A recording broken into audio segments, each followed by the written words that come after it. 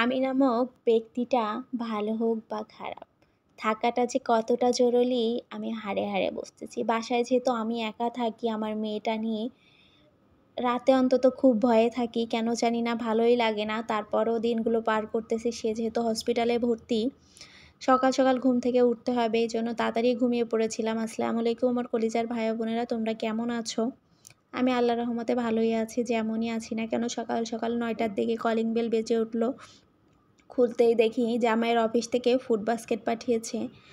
এরপরে আমার যেহেতু অনেক কাজ ছিল যে এনেছিল তাকে বললাম, "ভাই বসেন না।" সে বসবে না চলে গেল।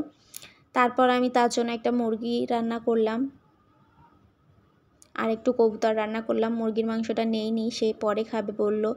কবুতরটাই নিয়ে গেলাম। এরপর একটু স্যুপ রান্না করলাম। ডাক্তার তাকে অনেক কিছু খাবারের রেস্ট্রিক্টেড দিয়ে দিয়েছে।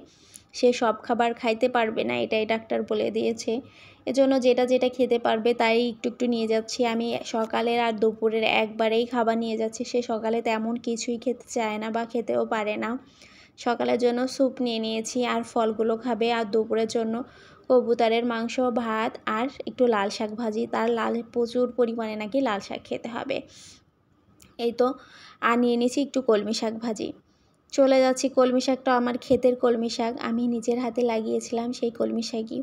এরপর সকাল, সকাল রেডি হয়ে পড়লাম। রেডি হয়ে বের হয়ে পড়বো। বাহিরে প্রচুর বৃষ্টি হয়েছিল, কাদা, কাদা হয়ে আছে।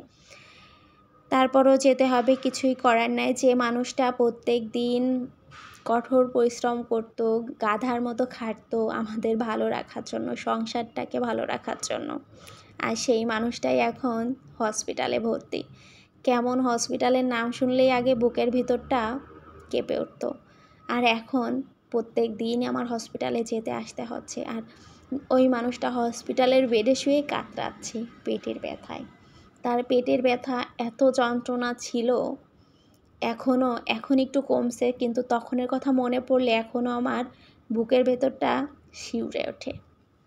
তার এভাবে কাতরানো আমি আমার এই যতদিন তার সংসারে এসেছি এই লাইফে কখনোই দেখিনি।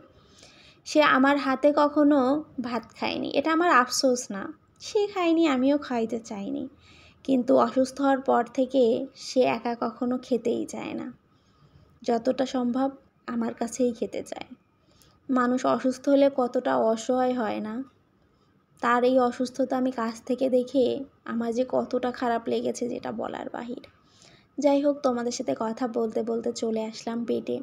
বেডে এসে দেখি সে হাঁটতে পারতেছে না, তারপর একটু বাঁকা হয়ে হাঁটতেছে। ডাক্তার তাকে হাঁটতে বলেছে প্রতিদিন অন্তত 30 মিনিটের জন্য।